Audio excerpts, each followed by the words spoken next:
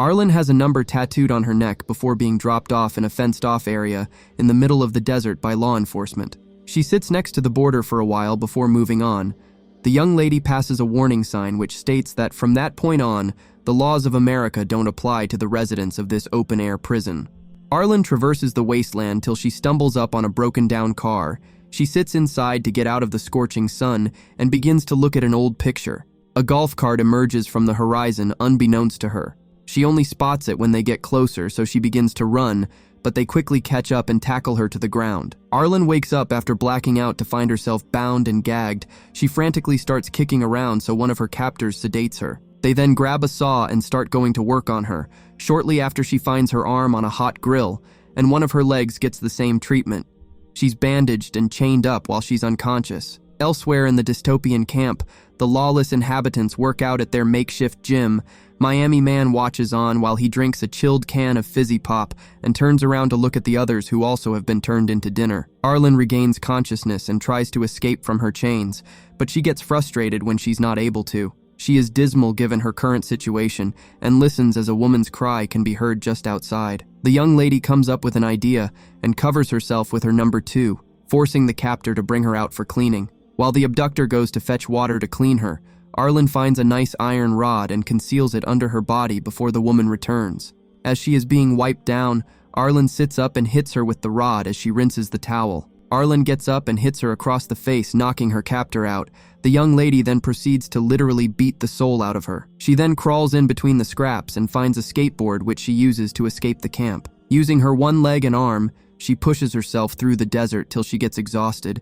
The crows start to gather around her to thank the Creator for their next meal. They fly away when a hermit stumbles across her and decides to give her a lift. He pushes her till they reach the comfort camp. Some men bring her in, and she sees the hermit leaving just before she passes out. 5 months later, and Arlen is in better shape but is struggling a little bit to assimilate into the camp. She is being given a prosthetic leg which allows her to move around without assistance. Later that night, Miami Man draws a detailed portrait of a little girl called Honey. He leaves her to add the finishing touches while he goes outside to prepare dinner. After ending his prey, he grills the meat for Maria and Honey, but the lady is sick of eating that kind of meat. At a later date, Arlen cuts some model's arms from magazines and pins it on the mirror. She steps back enough so that it looks like she has her arm back as she poses. After that, she goes out to practice shooting with her revolver.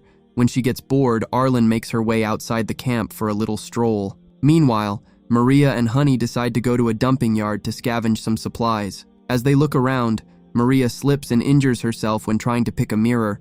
Honey rushes over to get some water for her. Arlen spots their golf cart, and with a look of hatred, she proceeds forward toward it.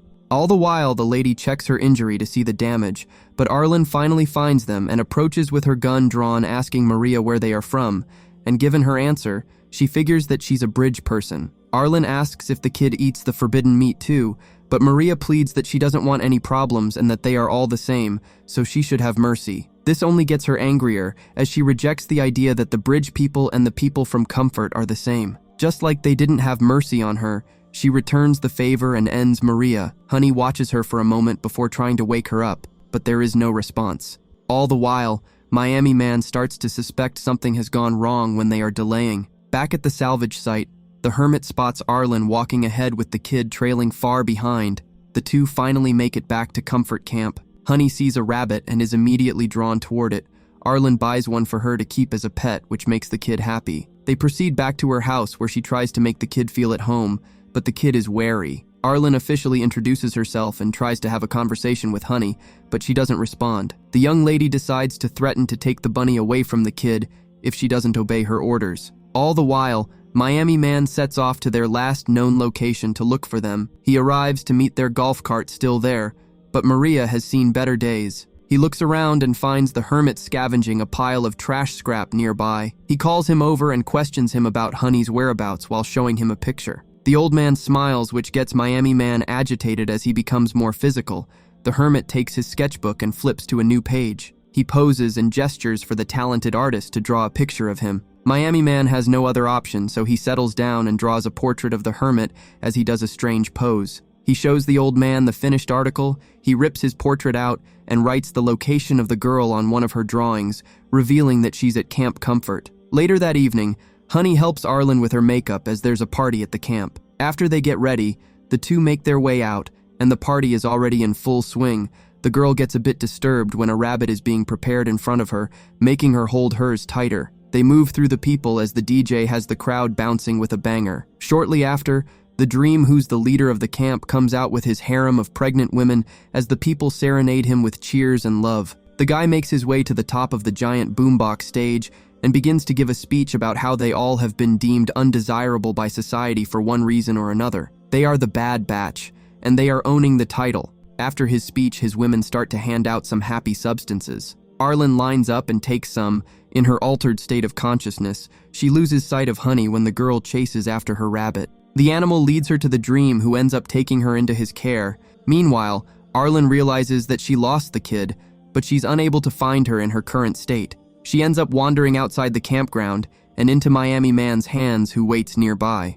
The following day, Arlen is woken up when he hits her with her prosthetic leg. She is confused as she doesn't remember how she managed to get out to the wilderness from the camp. Miami Man informs her that she's a long way from comfort, and without her leg, there is no way she can make it. With the premise set, he shows her a picture of Honey, asking if she's seen her, but she keeps a poker face and pretends as if she has never seen her before. Miami Man alerts her that he will take her to Comfort, where she will go inside and find the girl for him. Before giving her leg back, he alerts her that he doesn't care about anybody apart from that little girl. He then threatens to end her if she doesn't find the girl.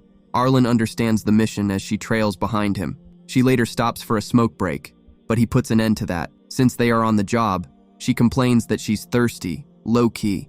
The smoking is not going to help with that. She tries to find out the relationship between Miami Man and Honey, but he stays tight-lipped. They are interrupted when a member of the bridge camp comes over, wanting to trade some fuel for Arlen's leg. The stranger prepares to fight when Miami Man gives off hostile vibes, but he reluctantly takes the swap. The guy takes Arlen away while she kicks and screams. Miami Man double-crosses him by throwing his knives, which ends things quickly. Who said you cannot have your cake and eat it? They take the bike and quench their thirst before proceeding on their journey. Shortly after, they are hit by a dust storm, so the guy covers them with a cloth where special yoga is performed in the desert. That night, the two sit around a campfire where she gets Miami Man to open up about his story and what got him incarcerated inside the open-air prison. Just as things seem to be looking good between the two, Arlen gets close enough to take one of his knives. She then expresses her hate for the bridge people because of what they did to her. The Chad does his hard guy move and walks into the knife. They start getting close to each other when a gunshot breaks through the romance and hits Miami Man in the chest. As he grunts in pain, a stranded member from Comfort comes out from the dark, and while keeping the gun on him, he instructs Arlen to join him on the bike so that they can escape. She hesitates for a moment but jumps on the bike. They arrive back at Comfort safely. She spends the next couple of days pondering what to do, but one day she decides to go back out to the desert again looking for Miami Man. Guess she fell for him like that. She walks back to the location they parted ways and begins to look for evidence. She spots his sketchbook and a trail of blood, but she's unable to find him when the trail gets cold. Elsewhere, the hermit sits on a rock overlooking the wasteland and sees some crows encircling something in the distance. So he decides to go investigate. He arrives to meet Miami Man lying face down in the dirt, unconscious. He confirms that he's still alive before turning him over for closer inspection. The old man tends to his injury and makes a campfire while his patient rests. Later that night, Miami Man regains consciousness just in time for dinner. Meanwhile, Arlen takes the sketchbook back to camp, and while looking through it, she comes across Honey's portrait. She decides to use it to create a missing person poster and photocopies it before distributing it around camp, asking if anyone has seen her. After handing them all out and asking all over the camp to no avail, she sits near the Dream's place sulking. During that interval, his pregnant ladies march out of the fortress, and she spots Honey among them, but they both play it cool. It seems like the Dream was taking good care of her while she was in his care, making sure that she was clothed and fed to a better standard. She even had her room filled with toys. In the interim, Miami Man is conscious again and is moving with the hermit, but he is still a bit weak. The old man leads him to his bike and gives him back his cleaver before sending him on his way. He pleads for advice from the hermit, who takes one of his daggers and replaces it with a snow globe. Meanwhile, back at Camp Comfort, Arlen approaches the Dream's mansion looking to meet him, so they let her inside. Unsurprisingly, it's full of pregnant women surrounded by luxury, a complete contrast to the outside. The Dream joins her after having a swim, where she discusses the fact that he keeps everyone safe from the bridge people, but from his observations, He feels like Arlen is not happy at the camp. The boss decides to make her a guest and asks one of his ladies to prepare a room for her. When alone with the dream's favorite woman, she pretends to need the toilet where she removes her gun from her prosthetic leg. Arlen then proceeds to bait her to come closer before taking her hostage at gunpoint. She moves with her back to the main hall and requests that Honey be returned to her. They move out of the mansion as the other ladies with the boss follow holding machine guns. They get on the nearby golf cart and make their way out of the camp. When they get out of firing range, she lets her hostage go and proceeds with Honey. The two ride across the desert where they are met by Miami Man from the opposite direction.